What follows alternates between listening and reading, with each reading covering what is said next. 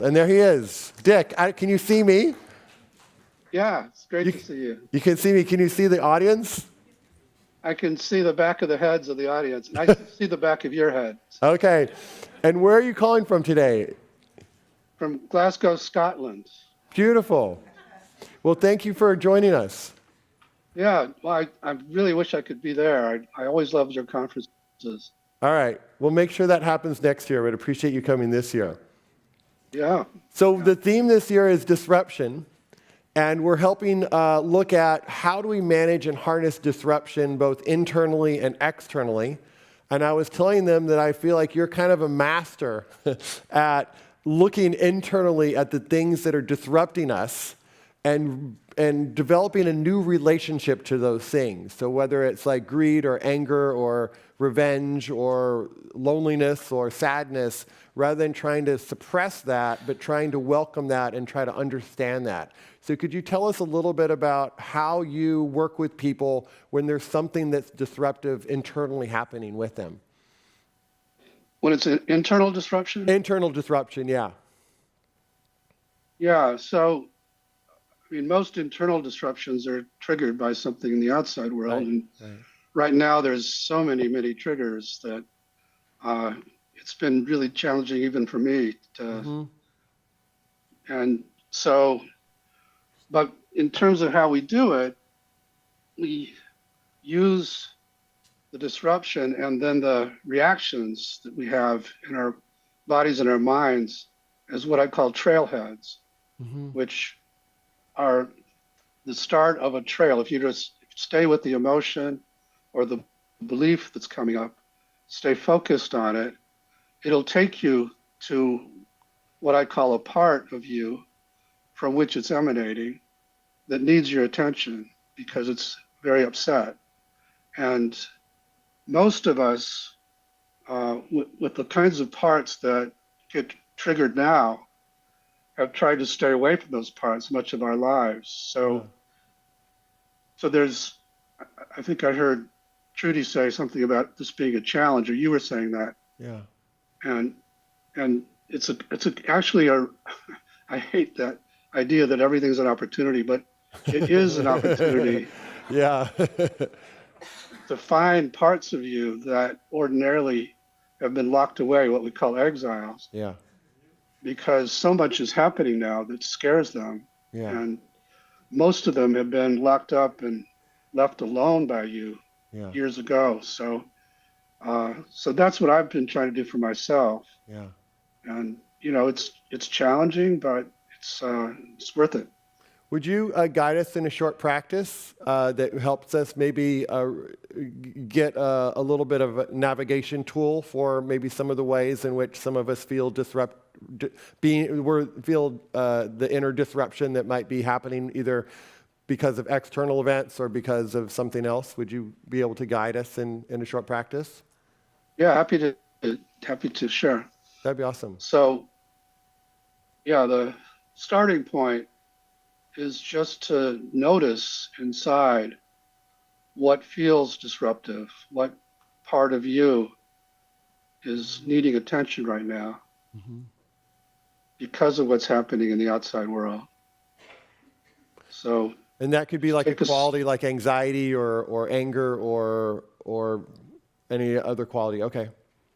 Could be any feeling or, like I said, belief system that's coming up in reaction, as you focus on what's happening in our country, for example.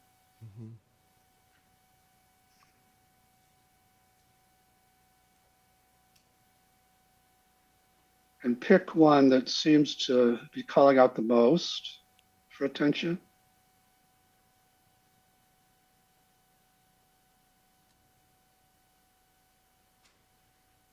And then find that emotion or that belief system in your body or around your body.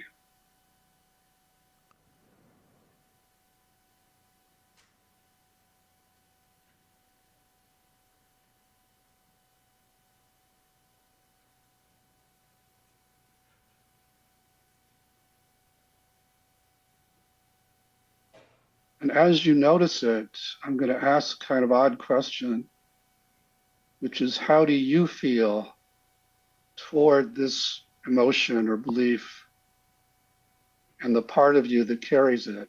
How do you feel toward that part of you? Because you have a relationship with it. And sometimes we're annoyed that we get so triggered, and sometimes we want to get rid of that feeling. Sometimes we depend on it. So if you're having any of those reactions, I'm going to ask other parts of you to relax back, those parts that are giving you those reactions. So you can just open your mind to this one that you're trying to get to know. If you can just get curious for a little while, mindfully curious.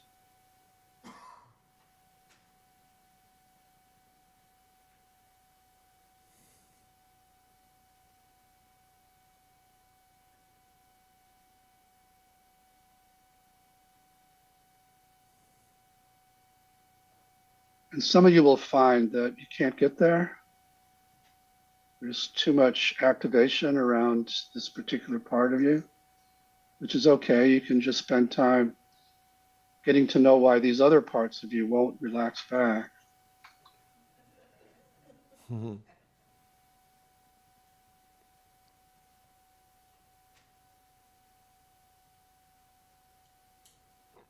But if you can get to that sort of beginner's mind openness toward this target part, then just ask what it wants you to know and don't think of the answer. Just wait and see what comes from that place in your body spontaneously.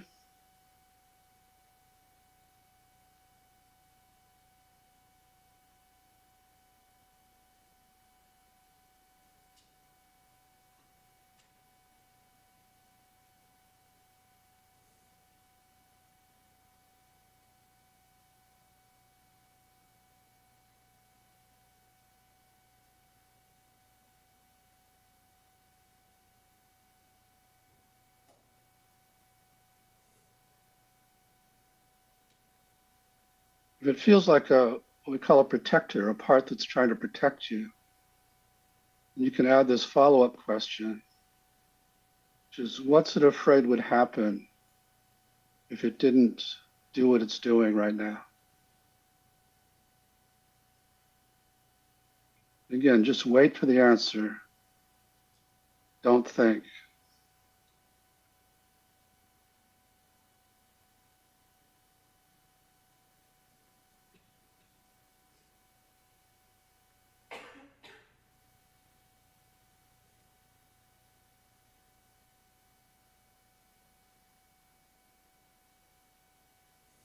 Some of you may have found a part that isn't protecting anything, it just needs attention. So that question isn't relevant.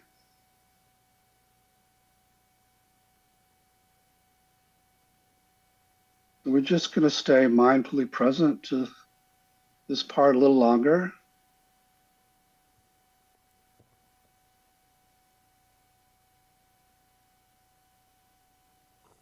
And another kind of odd question for it is how old does it think you are?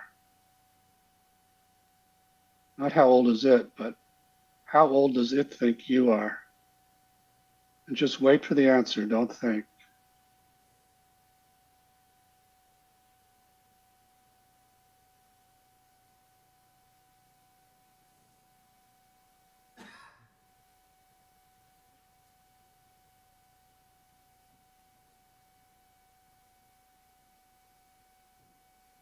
And if it got that wrong, then go ahead and update it.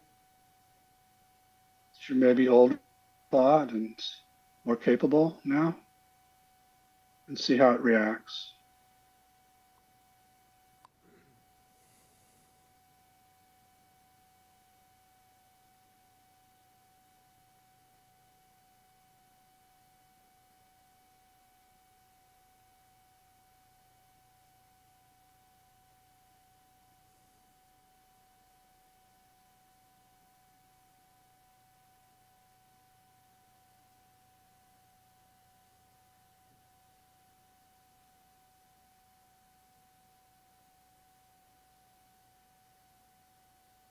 And then now see if it's possible, in addition to being curious about it, to extend a kind of open-hearted compassion to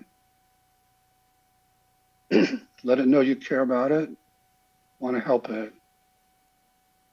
and see how it reacts.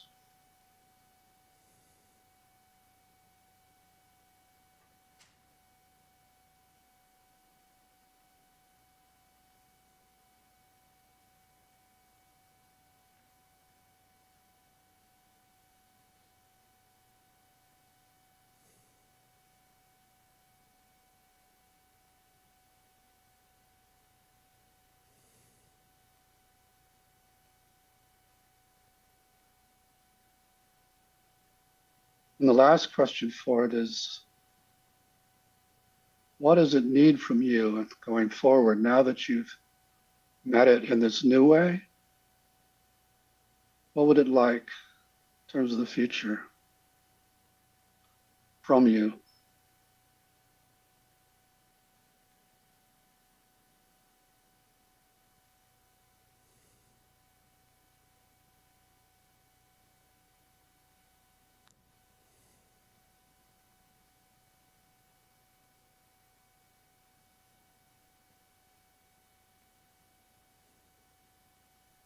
And whenever that feels complete, you can begin to shift your focus back outside here, taking some deep breaths, if that helps.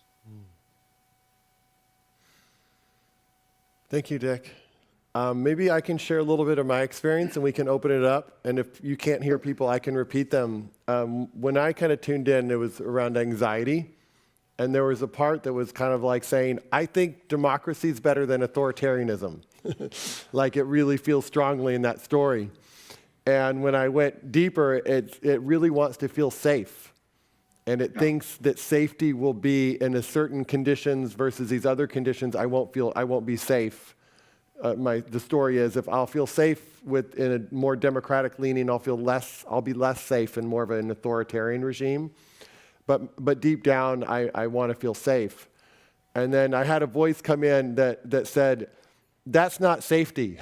To being in a democrat, you're in the wrong focus for safety. If you're looking for safety in a political orientation, that's the wrong place to look. You actually have to find that safety internally to really find true safety.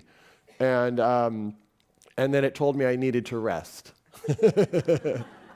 But it's super interesting to get into that part because I felt a lot of anxiety recently and also a lot of feeling like I don't know if this is true, but you're in a position, Soren, to do something. A lot of people aren't in a position to do something, so you're responsible for certain actions happening because it feels like somehow I have levers I could pull, and if I don't pull them, it could get worse, and I would be responsible for that situation. And so I had to tap into that part too that felt like that it's my responsibility to somehow solve something. So Yeah, yeah, that happens to me too, because when I've done the work myself, I've gone to that anxious place and other parts that feel powerless and hopeless. yeah, And then in comes the one who says, "But you can do it. yeah, yeah. It's your job. It's your responsibility." Yeah, And so I've had to calm that one down yeah, and just stay with the scared one yeah, that, like you found, leads sometimes to a kind of existential terror. yeah, And then see what I can do to heal it. There are a lot more steps involved in actually right. helping that part heal. But Right. yeah. Yeah, what was beautiful and the thing with me was like, it could be that the most radical act for me is to rest, which I actually didn't really consider. And I think one of the things I love about your work is that you're helping people tap into their own particular truth and not whatever should that they lay on themselves or society that somehow this is the way or that's the way, but like what is our own truth expression that is an internal listening and from self-energy I would love to actually hear from a few other people, but I'm curious, could you say a little bit about that self-energy and how we listen to that as our guidance? Yeah. So as I was inviting everybody to both separate from the part, and then I asked, how do you feel toward it, and helped you get curious. If you were able to do that, then you were tapping in a little bit, at least, into what I call yourself, the capital S. And it turns out that there is, in our essence, this core that's not only curious, it also has an inherent compassion and courage and all these C-word qualities. And as you separate from these parts, you spontaneously access more and more of that place in you that sort of knows both how to heal these parts and take care of them, but also knows how to be effective in the outside world. Knows much better than the righteous parts of us, or the parts that would act really impulsively, or the parts that want us to just stop watching TV and forget about the news and go hibernate. So a lot of my work is just helping activists actually access that place of self, so they do their activism from there rather than from their parts. And to do that, we have to do a lot of healing a lot of the time. Because a lot of activists are doing their activism because they got hurt badly, and they want to protect others from that, or they, And it doesn't make them as effective as they could be because they're coming from a wounded place versus a more empowered place. Exactly, that's right. Does anybody want to share? You can raise your hand. Does anyone want to share a little bit of what happened in your experience? And we have a mic, I think, coming your way.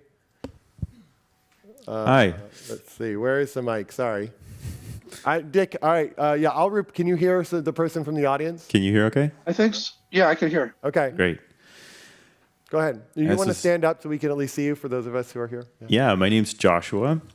And I worked with a part that I was not sure how I would be able to relate to. It was an edgy part. It was an ambitious part that reacts to our situation by first othering, and then I realized, there's an inner oligarch in me. I thought about some of these powerful people.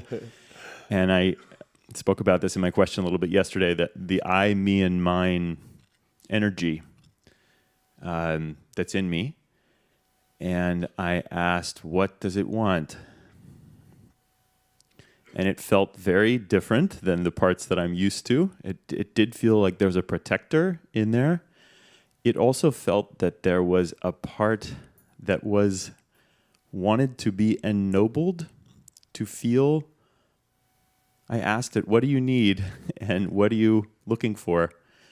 And there was a part that felt dark in there. I just want more. I want more power, more control, so that I won't, that protector energy. And there was another part that I was surprised by that said, I want order and dignity. I want to order the world in a way that's fitting, that's lawful, and I want to feel dignity. I want to feel ennobled.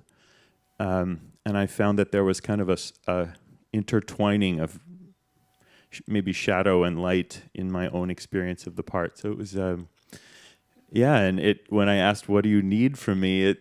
Let's bring order and dignity into life. So maybe it doesn't need to be as big, as powerful as, I don't know, controlling of the rest of the world as it tells me it does.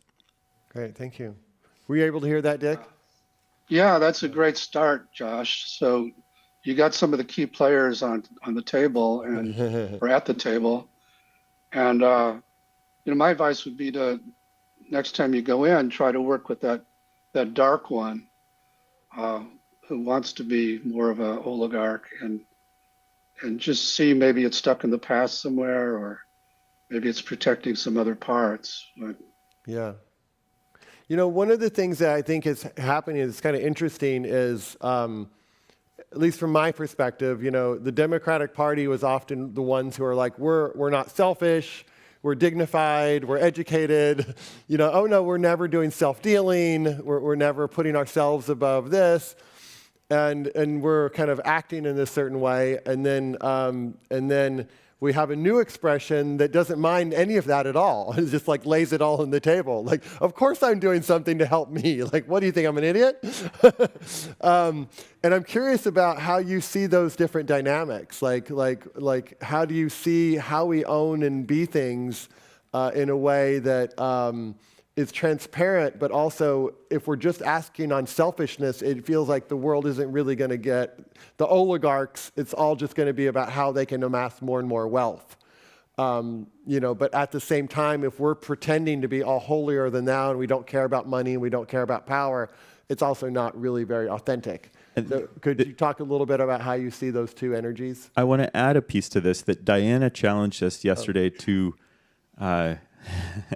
really go beyond seeing, oh, it's a child part that's scared, but what part of me actually feels this inner darkness it wants? It can do the things that we look out there and we say, oh, that's dangerous, that's bad. And to feel that capacity for darkness is inside me now. That feels to me different than saying, oh, it's a little scared part that's trying to protect me. They feel like different energies. And I wonder if you can speak to Soren's point about working with the dark one. Yeah, so if we were to continue, I would have you find it in your body and get curious about it, which, most of us myself included, who have a dark part like that, have successfully what I call exiled that part because we're afraid of it. We're afraid of what it might do if it took over. Some people it does take over and they are ruining the world. So, so us, liberals have successfully locked it away, pretended it doesn't exist. Yeah. And so I would get all the parts of you that are afraid of it or ashamed of it to give us the space to get to know it. Yeah. And I would get you curious about it and ask about its greed and its desire for more and what it's afraid would happen if it didn't motivate you that way or didn't get its way. And it usually will point to other parts that it's trying to get things for that are stuck in places that of neglect or places of. So we ultimately get to the place that you're saying that you were commenting on, but we have to go with permission from that dark one. Mm-hmm. And then once we heal what it's been protecting, then it'll transform. It'll stop being so oligarchic. Mm-hmm. And have more of a care for a larger, the larger world because it's connected to self-energy. Yeah, and it'll allow itself to lead, and it won't keep trying to take over, and then all these other parts won't have to work so hard to keep it at bay. Yeah. Was there somebody on this side too who had? Yeah. Thank you. Do we have a mic? Thanks. We're gonna have one more.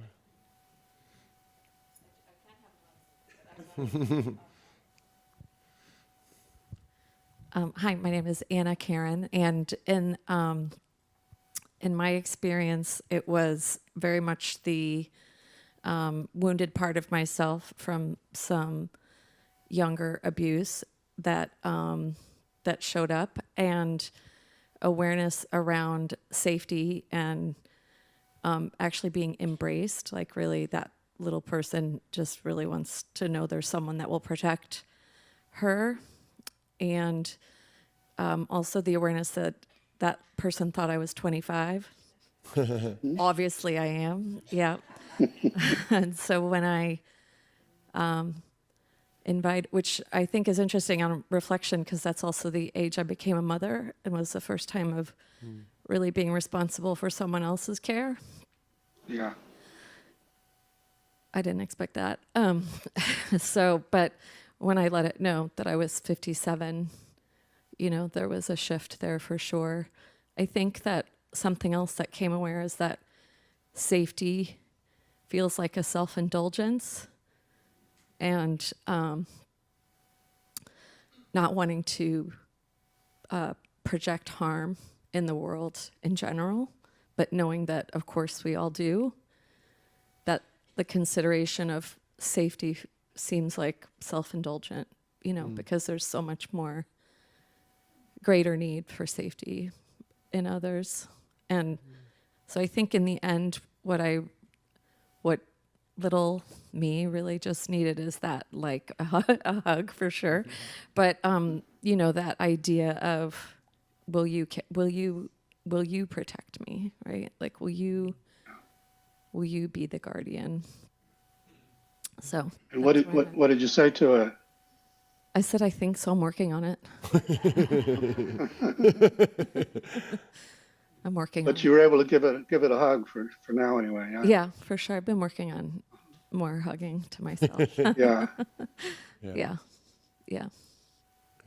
A lot of the activists I work with have that belief that while everybody else, there's so much suffering in the world, it's indulgent to try and heal it myself, or why should I get this kind of help? And my position is that you're just not going to be nearly as effective if you don't do the inner work to allow yourself to do the outer work. So Yeah. I do think, I don't know if you're with this belief, Dick, but it does seem that sometimes what we repress internally has some expression externally. And countries can reflect on what inside us are we not acknowledging, because this external presentation seems to be showing up.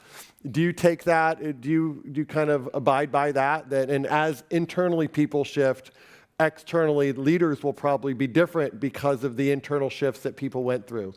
How do you see that? very much, that's what keeps me going. There's a kind of, I have this now in my bones belief that every time we help somebody what we call unburden their parts and access more self, it has ripples, and ripples we're not even aware of, but they're big. And the goal now is to bring more of what I call self-energy to the planet. And we don't necessarily have to, fight strongly against. There's just a kind of knowing that if we just keep bringing this light, that at some point there'll be a shift and the darkness will start to recede. So. Because that frequency will be so strong, it will want to manifest, or I don't know, manifest the right word, but things will appear differently because of the frequency with which it's operating from. Yeah, and also what I call self is contagious. So if we bring more to the planet, then it's going to pull for self out of these leaders that. And right now, because it's so dark, we're pulling the oligarchical parts out of people all over the world now. So, which is great, right? I mean, it's great if it's healed. It's less great if it's not healed. No, I mean, it's not healed. So